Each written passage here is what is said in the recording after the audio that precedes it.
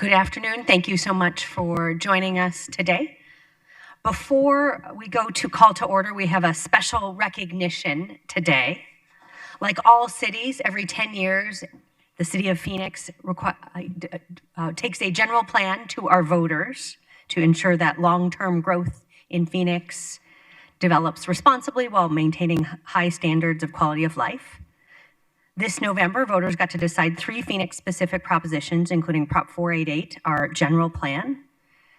All 3 passed, but the general plan stood out by getting 79% of Phoenicians to support it.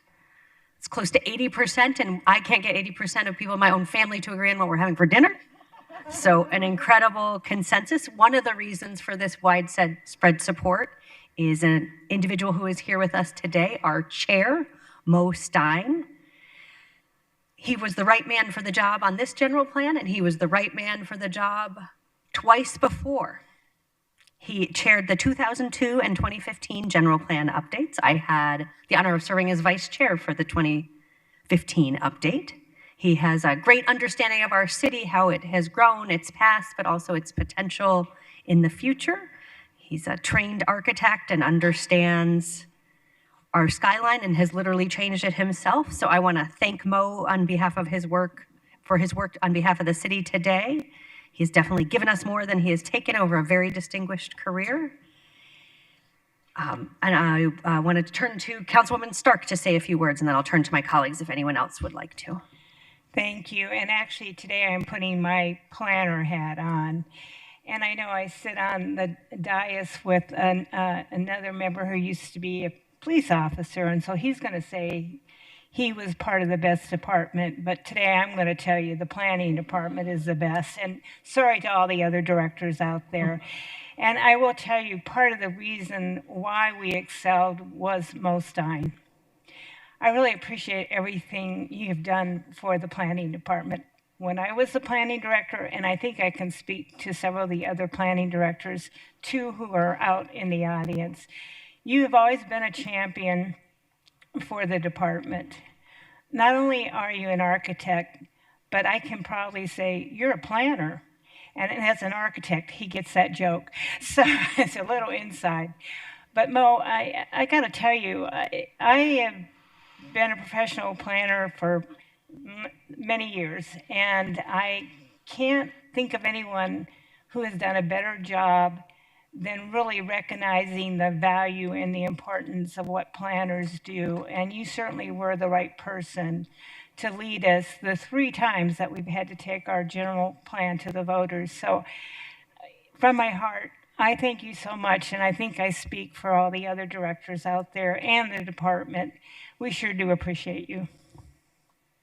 Well said. Anyone else want to have a Councilman Robinson? Thank you, Mayor. I will say very briefly that if you want an education and a better understanding of Phoenix, how it is laid out, how we work, how, and I'm talking in general, not just the city government itself, but the entire city, you just need to spend a little bit of time with Mo Stein. Sit down with him. We've had plenty of opportunities, and we're planning another breakfast or lunch where I welcome those opportunities to learn so much. And Mo, thank you for not only everything you've done for the city, but what you've done for me in helping me to understand things that even though I'm from the second best department in the city, you have been gracious with your time and invaluable with your background and knowledge, and I really appreciate everything. And I'm sure, like Councilwoman Stark said, and speaking for everyone up here, we're eternally grateful to everything you've done, and thank you. Thank you. Well said. We have a gift for you, Mo, which I would love if you would come forward. Mayor, I'm sorry, in my blind spot. Councilwoman Pastor. Sorry. Mo, thank you. I see you. I hear you. But most importantly, there are no words of gratitude that we can give to you. Mo. So what I want to say is I'm from the best city. And I'm from the best city because I'm a Phoenician of City of Phoenix, and I've seen your hands and have seen your grace and have seen your knowledge bless our city. So thank you, Mo. So on behalf of the city, we wanted to present you with copies of all of the general plans covers signed by each of the mayors who was mayor at the time that Mo led the committee. And just one way we want to say thank you for changing the skyline and the future of our city, helping us grow to be really an incredibly top city. So if we get a round of applause for Mo Stein.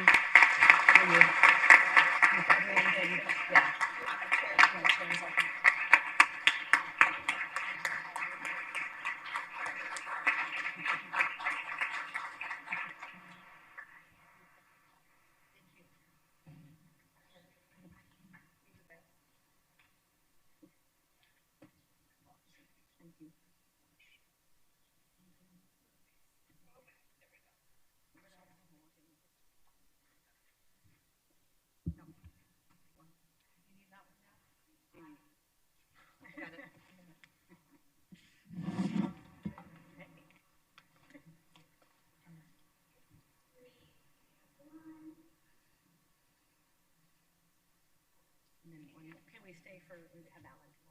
Yeah. And I would ask Trish, Josh, and Alan to come forward. This is our planning team who have worked with Mo on this.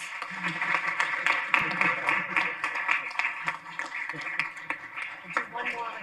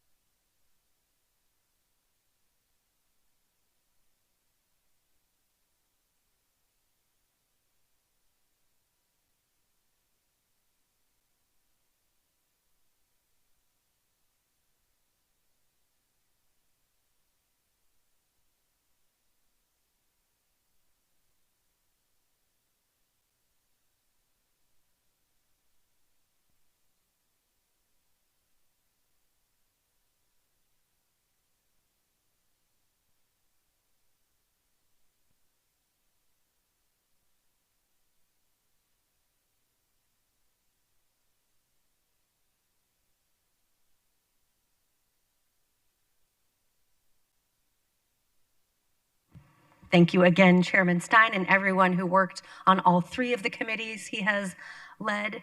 And when you do good work in the city, you get more work. So we have asked him to help with our downtown strategic plan next. So thank you, Mo, for being a lifelong public servant. Now I will call to order the work study, and we'll begin with item number 1, the Federal Infrastructure Law, Infrastructure Investment and Jobs Act, and Inflation Reduction Act update. This is an important update. The City of Phoenix challenged our team to make sure we get our fair share of federal dollars, to make sure that we are being as fiscally responsible as we can and bringing in resources from everywhere. And the folks you're about to hear from did an incredible job with a wide variety of grants. So we'll turn it over to our Deputy City Manager, Mario Paniagua, to introduce the item. Thank you so much, Mayor and members of the City Council. Here today with Larry Smallwood, the city's Infrastructure Implementation Manager. Larry and I have worked together with city departments to garner federal infrastructure dollars since the inception of the Infrastructure Investment and Jobs Act, also known as the Bipartisan Infrastructure Law, which was enacted in November of 2021. And so today we're presenting on the city's efforts and success in securing federal infrastructure dollars for Phoenix. I realize that infrastructure and federal grants are not necessarily the most exciting things to talk about, so it's a good thing that you have my and Larry's bubbly personalities here to present to you today. But in reality, this is actually very exciting as a topic. Much like the physical systems of our bodies, skeletal, muscular, and cardiovascular, infrastructure provides the physical systems our cities need to operate and for our communities to function. The infrastructure programs covered in the federal funding include street safety enhancements, better transit. Sorry, I was off on my slides here. Street safety enhancements, better transit, airport improvements, strengthens protection of water resources, greater broadband access, cleaner air and resiliency, and setting the stage for the future with electric vehicle charging and infrastructure.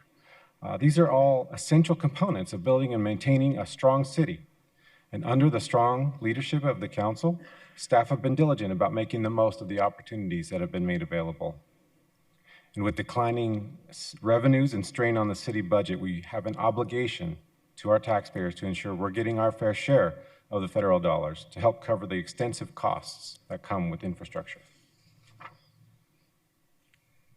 As I mentioned, with the mayor and council's leadership, the Phoenix has been very successful in competing and receiving for grant awards under these programs. It's important to recognize that this has been an amazing team effort. For 3 years, department directors and managers, many of whom are in the room today, have met with me and Larry about every 2 weeks to discuss the grant opportunities, to identify proposed projects, strategize on the grant applications, and share successes and lessons learned along the way. I'm also grateful for the grant liaisons and project managers in every department that work hard to make sure that our grant requirements are met and projects get done. And I need to recognize the excellent guidance by our government relations team led by Frank McCune, along with our federal consultant, Holland and Knight. We've also had some amazing champions in our federal congressional delegation that have played critical roles in communicating these important projects. Congressman Greg Stanton and Senators Mark Kelly and Ruben Gallego have all been powerful advocates and were essential to communicating the needs of Phoenix. Also want to recognize former Senator Sinema and former Councilwoman Ansari who were helpful to our success. And Phoenix has very much had a regional mindset as we approached the grant applications.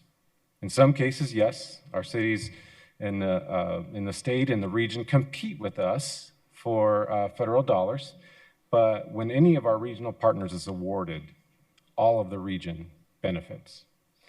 And we've worked hard to partner with other agencies like the state of Arizona, Maricopa Association of Governments, Maricopa County, cities of Mesa and Tempe, BNSF, and others, and we're very grateful to have such a strong network of collaborative partners, and they've all been instrumental to our successful efforts. So what have we achieved to this point?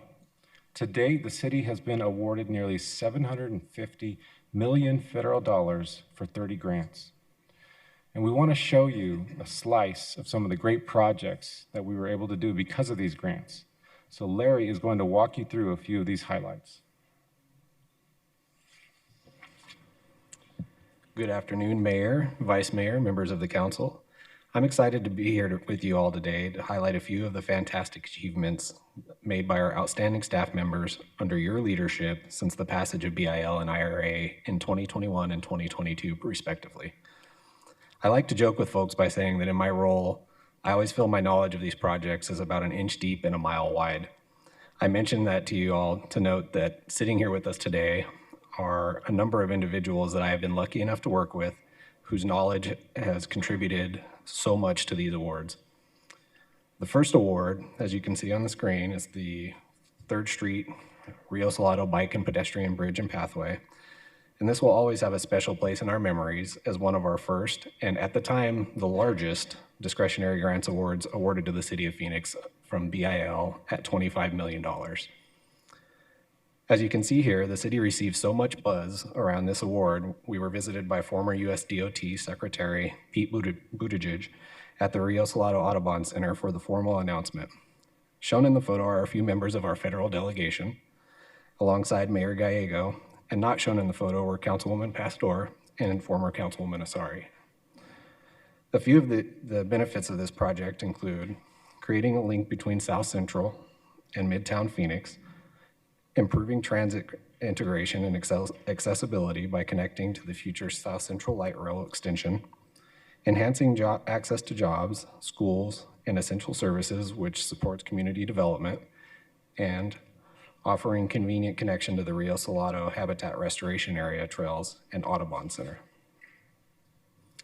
Shown here is a design concept for the bridge.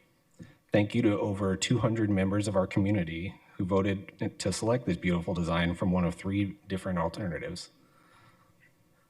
On this side here, you can see the South Bank entrance to the bridge with its integrated amphitheater, which can offer additional outdoor entertainment space to members of our community.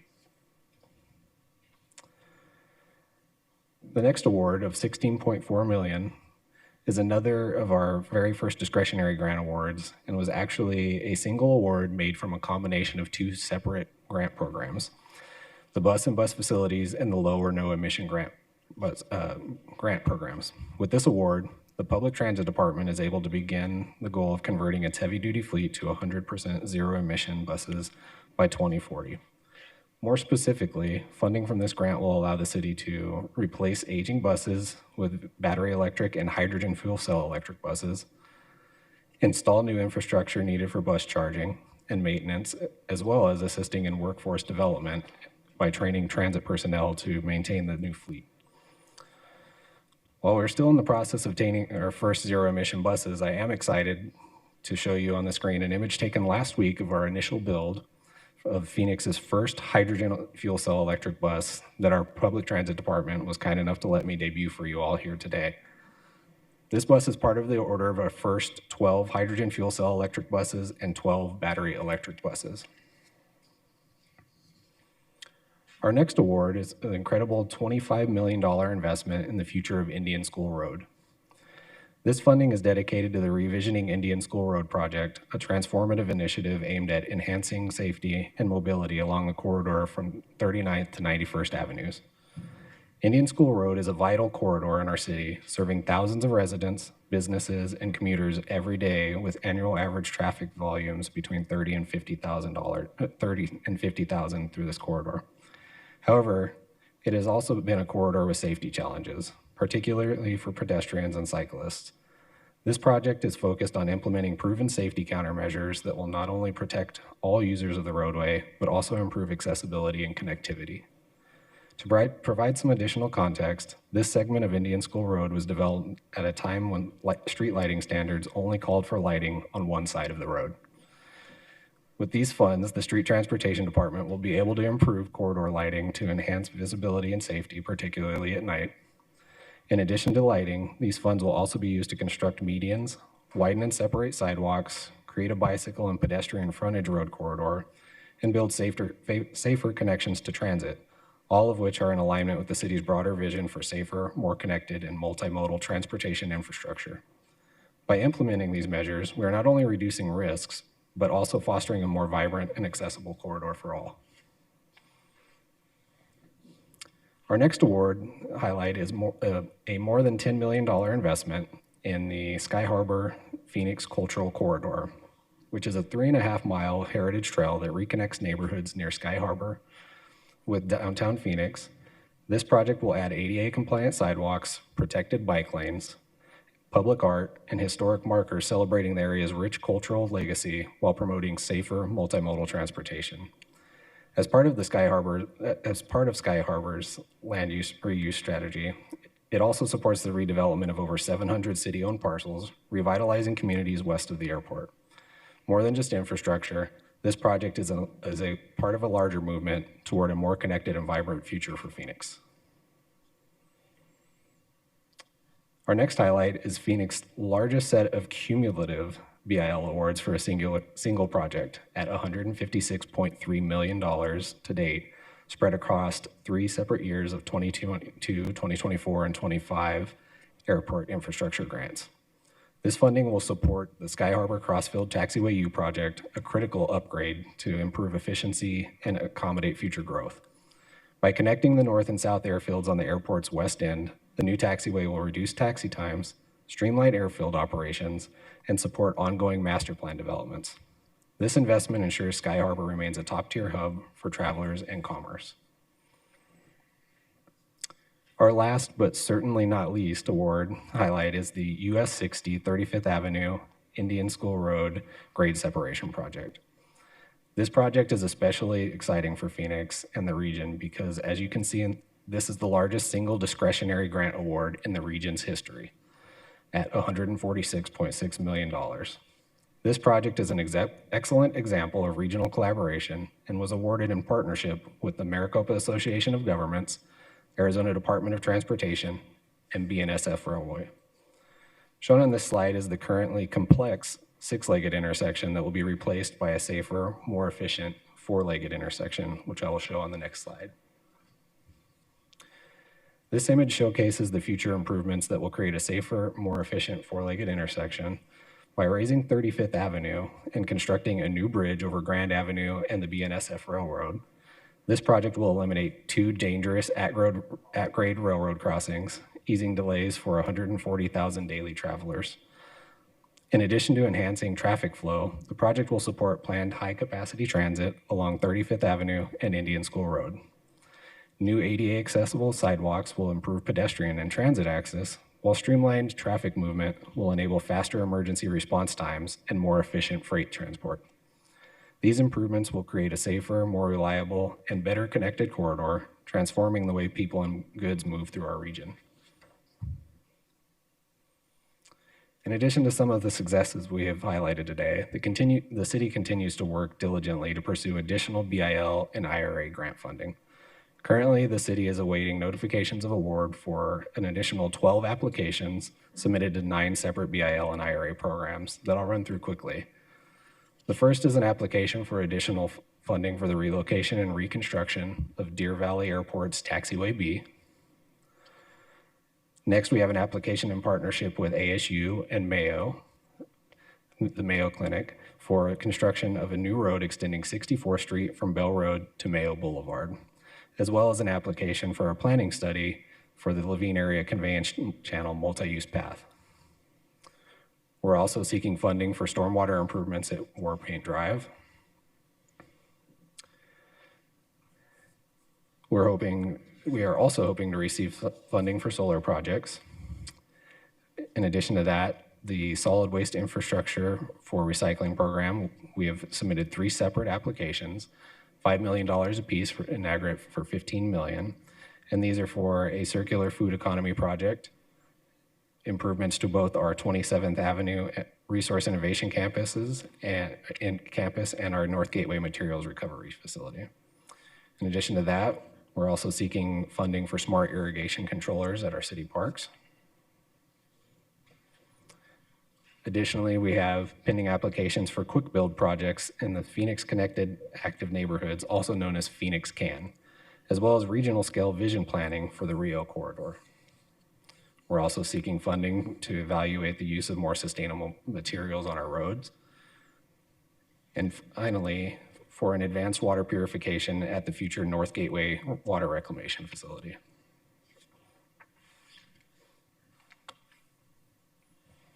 Thank you, Larry. So although this is a very positive story about the great work and success of many people coming together to garner $750 million, there are challenges that we need to acknowledge. There are questions about the impact of many of these grants from recent orders and communications from the new federal administration. The bottom line answer to most of these questions is that we still do not have any clear certainty as we move forward. There has been a lot of activity since the president took office. On January 20th, his first day in office, a slew of executive orders were issued, including one titled Unleashing American Energy that called for a pause on certain federal funds. Then on January 27th, a memo was issued from the Federal Office of Management and Budget that sought to temporarily freeze nearly all federal funding and spending. Following a severe nationwide backlash, another memo was issued the next day from that office, clarifying that any program not implicated by the president's executive order is not subject to the pause. However, there have now been 2 temporary restraining orders that were issued that blocked the Trump administration's efforts to freeze payments for the grants and other federally funded programs. So there are legitimate concerns about the funds that have been made available by Congress. And as I mentioned, with city revenues already strained, the potential removal of awarded funds would only exacerbate many of our challenges. But at this point, there are simply way more questions than answers about what will happen with many of these federal funds. But I don't want to end there. I do want to end on a positive note by saying, in summary, strong infrastructure is essential to our existence as a thriving city. Clean water is fundamental to life itself. Roads and transit get people to jobs, to education, to medical treatment. And building infrastructure that helps promote clean air is critical for the health of our community. Mayor and Council, we're thankful for the opportunity to present this update to you on the progress that we've made on improving the city's infrastructure. And we are happy to engage in any further discussion and questions that you may have. Wonderful. Thank you for that very important presentation. During the real estate downturn, the city made a conscious decision to really get organized about pursuing federal funds. We developed great expertise, and you are seeing that benefit in the number of awards that we received. Larry, thank you for quarterbacking our efforts on these two very important pieces of legislation. The work we've talked about today will change Phoenix for the better. We will be smarter, more connected, lower commute times, save money on energy, and so much more. And so we have been the fastest growing city for many years. Infrastructure investments are essential. We have the #1 airport right now, but we're not resting. We're continuing to improve that airport, make safer streets. It really is exciting to celebrate our success in this area. If we could go to slide, one of the slides about either 15 or 16 about the Indian School Park, the 35th Avenue and Indian School overpass that formerly or currently 6-lane. How exciting, the largest project in the region's history, and it couldn't be more important. The Federal Railroad Administration ranked this as the #2 intersection with the highest incidence in the nation for all rail streets intersections. So a very dangerous intersection where unfortunately we have had some really difficult crashes. It's on Indian School as well, which we know is the #1 corridor with the most fatal bicyclist-involved crashes in the city. And this project has the potential to reduce overall crashes by 44%. It is a confusing intersection for so many, and we have the chance to save lives. So I hope folks in DC will realize this is not something we should play politics with. This is a really valuable project that makes sense and brings together people from business, government, and neighborhoods to create a safer project. Another one I want to highlight is that the water project that could be up to $300 million. This is one that will benefit all of our city, including North Phoenix, and one that has been very bipartisan. So during her time in Congress, Debbie Leskow really tried to support this program, and it had great support from business organizations like AMA, in part because of how important it is to housing. We need good wastewater if we are going to address the growing need for housing in this community. And so this was a great way to pay for that and invest in recycling. And that was part of the reason that it had such broad support, because it would reduce the cost of development if we can get this investment in our water system.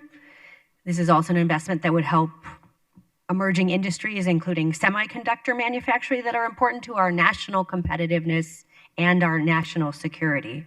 So a great project that came out of the Inflation Reduction Act, a project that had wide political support, and one I hope we will still get to the finish line, because we have to address drought and challenges with our water supply. And it is one of the areas in Phoenix where we have the most consensus that we ought to protect our water supply. So really important projects. I hope they will move forward without politics and without strings attached, because their value is so enormous. Councilwoman Stark. Thank you, Mayor. As you all know, I'm an infrastructure geek. I think it's very important. And I think we sometimes forget how important it is. I will tell you, a couple years ago, we had a major water leak in my neighborhood, and they had to shut off the water. So for 6 hours, we had no water. Constituents, my neighbors, were knocking on the door. Hey, Deborah, when I got to take a shower. You don't really realize how vital the services the city provides when it comes to infrastructure.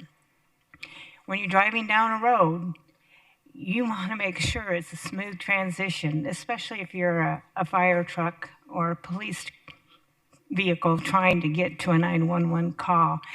It is essential that we work with the federal government to ensure we get our fair share of grant money. We are still the fastest growing city in the nation. People keep moving here, and we need to make sure we're providing that quality of life. And as you noted, infrastructure is essential to life, health, commerce, and community well-being. It also sometimes can be a thing of glory. When I think of San Francisco, I always think of the Golden Gate Bridge. It really does make a statement about your community. And so I know I will, as long as I'm on the council, will continue to work sure that we get our fair share of money, and with our partners as well, whether it's Maricopa County, MAG, or ADOT. I want to make sure they know we want to be a willing partner to get our fair share. This is really a great presentation. It explains why it is so important as a city that grows that we are investing in our future and our current infrastructure. Thank you, Mayor. Thank you, Councilwoman Guardado. Thank you, Mayor. So first, just want to say thank you. Thank you to Mario. Thank you to Larry. I know we've had extended conversations about what was going to happen on Indian School and along 60th, whether we call it a freeway, highway, whatever that is. I think, you know, the intersection is very confusing. I know when I first moved to Phoenix, it was very difficult to know where I was going once I hit that intersection. It's an intersection that I drive every day to be able to get to work. And I know that a majority of my constituents that live in the West Side use that intersection to get to work, to go and come back from work. So yes, a lot of us get to sit in that beautiful traffic, and hopefully you don't get caught by the train, or else that makes you a little bit even more late because of the traffic. So I definitely really appreciate all of the work that you guys are doing here. As much as I love being number one, the one thing I don't like is being number one on 75th Avenue in Indian School, being one of the most dangerous intersections in the city. So I really appreciate all of the work that's going to be done. Just like the mayor and my colleagues are saying, this it's not a politics for us. These are people's lives. We've seen a lot of people lose their lives on Indian School along the 60. We've seen the accidents. We've seen how difficult it's been for our police and for our fire department to be able to attend to these issues that we have. We've seen some of the most brutal accidents along Indian School. One of the things that we're trying to do is trying to get people to use their bicycles more, and the infrastructure changes that are being proposed, I think, are incredibly important as we continue to talk about health. When we continue to talk about quality of life, it's something that we're trying to bring back to the West Side. And this is what, as much as this is about roads and improving our infrastructure, this is also going to improve people's lives as we continue to do this work and as we continue to promote healthier living conditions for our constituents.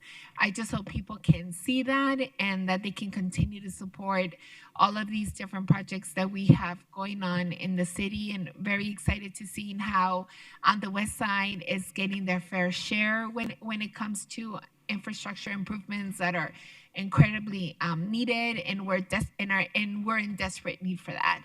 So thank you guys again for everything that you guys have done, and we'll continue to be in communication with all of you and let us know anything that we need to do to make sure that we continue to move these projects forward. Thank you. Thank you, Vice Mayor. Thank you so much, Mayor, and thank you, Larry and Mario, for the presentation today. It is no secret that thanks to federal programs like the CHIPS Act, that we have the TSMC here in not just Phoenix, but in my district. And because of that, we have a lot of folks moving here. But it is important that we make sure that business and all the people that live up there have water. Right now, we all in the North Valley, as we've talked about here, are on the Colorado River water. And we in Arizona, that we're last on the list for who gets Colorado River water. So these kinds of federal projects are imperative to that infrastructure that we need up there to make sure everybody can have water. We're working hard to do that, and thank you to all the conservation efforts. I'm not trying to say anything other than the infrastructure is important. In addition to that, I too am very familiar with the intersection in Councilwoman Guardado's area at Indian School and 35th and all along there. That is so important. So all of these systems, these grants, they're bringing money back to the taxpayers who paid into the federal system. So thank you for all the work you have done and for showing today the importance that it is to our citizens, our city, and really our entire area, because we are central to many of our cities next to us. Thank you, Mayor. Thank you. Councilwoman Hodge Washington. Thank you, Mayor. I too wanted to just say thank you to Mario, Larry, our government relations, our congressional leaders, our partners, and everyone that was involved in helping us achieve these goals. This is no small feat, and it would not have been accomplished but for the efforts of so many. So I wanted to start off by saying thank you. I am, like many of my comments have been already taken by my colleagues, and I'll just take the opportunity to echo them. Many of these projects allow us to provide resources and to serve our community better, whether or not that is, for example, like the 3rd Street Rio Salado bike pedestrian bridge, or the cultural corridor, or the Levine area conveyance channel. Those are all things that benefit our community on a daily basis. And I also, and the Crossfield X train, as well as at the aviation, which allows for more efficiency in that area. I also wanted to comment in support of continued support on the water conservation. As mentioned, water is one of our most critical assets here in this city. It is the one thing that we need in order to move forward. So I know you said infrastructure may not be sexy, but infrastructure is essential. And this allows us to continue to continue the growth that we are seeing here, as well as to provide for the businesses and our residents here. These have been, for many, life-changing, whether or not it's dealing with the digital equity portion of this and allowing connectivity for our school kids and helping individuals just bring down the temperature here in our city through the urban forestry program. So I just wanted to say that these may not, many times individuals will just see us as council members approve the applications to apply for these grants, but we don't realize how much of an impact they have had. And I just wanted to say thank you and continue to fight the good fight for us. And we're going to continue to support you however we can in ensuring that we continue to provide for the residents of Phoenix. As mentioned by Councilwoman O'Brien, our residents pay into the system, and this is just one way in which we are able to recoup some of the benefits for those things. So I wanted to say thank you on a job well done, and we'll continue to be here for you to support you. So thank you. Thank you. Councilwoman Pastor. Thank you. Most importantly, it takes a village in order for these things, items to happen and get funding. So I want to thank the collective who have participated and have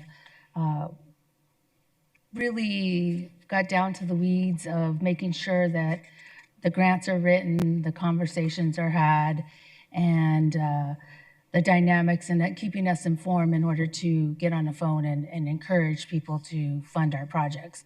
But it takes a village, and I want to thank the two of you for leading them. I actually want to go different. The good thing is that a lot of these projects are on the border of District 4 and many other districts, and District 5. So I'd rather have a problem and then have the funding to solve it. So I'll leave it there.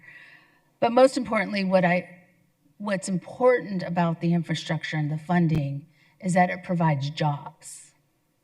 And when we have jobs in our city, our economics is moving. That means we are providing education to students that then enter those jobs, that then get a well-paid career, that then give back to that community. And that community is well-deserving, and all our communities are well-deserving to be able to spend our money within our neighborhood. And so I feel like the most important piece of the infrastructure is not just the funding, but it's the jobs and putting people to work. So this is a bigger space than what we narrowly look at in the projects, but the impact that it has throughout our whole city and our neighborhoods is what's the most promising, and it keeps people here and wanting to live in a vibrant community. So thank you. Councilman Galindo Elvira. Thank you, Mayor. Mario and Larry, thank you so much for your presentation.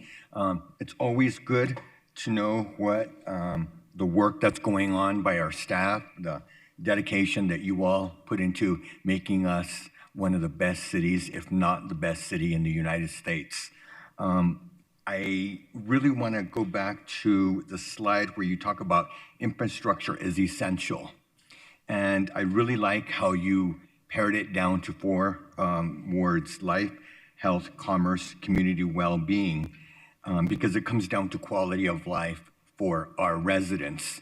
And much of the work that you all doing also plays an important role in healthcare. As we know, zip codes are determinant of what type of health you're going to have, whether you're in District 2, you're in District 7, or you're in District 8. It matters. And what I see here is the right path for the right funding to be able to assist in ensuring that many of our residents, regardless of where they live, have that accessibility for a better quality of life. Clean water isn't a left or right issue, it's life-saving. Access to public transit shouldn't be a right or left issue, it's life-changing. And resiliency isn't a left or right issue, it's life-enhancing. And so this is what I'm seeing by the work that you all are doing in taking that effort, in rising above the current environment that we're in, and working on a bipartisan basis. I know the mayor mentioned earlier in her remarks the different members of Congress that have helped the city of Phoenix.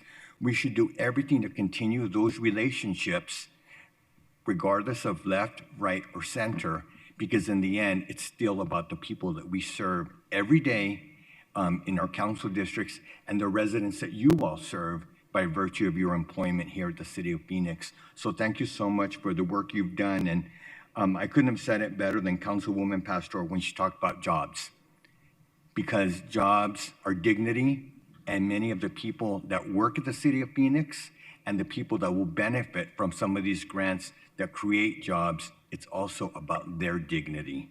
And it comes down to really simple things beyond the words that are used in a grant, which can be complex and confusing. It comes down to water, transportation, access to the internet, trees, airport safety, because we still want to have the most world-class airport.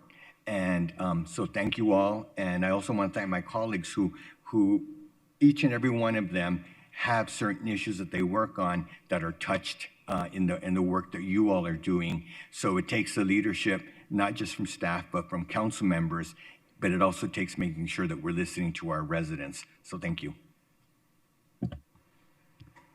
Thank you. Any final comments? Do you want to say anything to close us out? Thank you, Mayor. Really can't top all the comments that were made by all of you. Just really want to say how much we appreciate this opportunity to present. We're going to continue to work hard and like you said, fight the good fight. So thanks again. Fabulous. And as I look around the room, most of the people here helped us deliver these grants. So thank you to everyone who has been part of the team. These are essential to the future of the city of Phoenix, and they should move forward without political strings. With that, we are adjourned.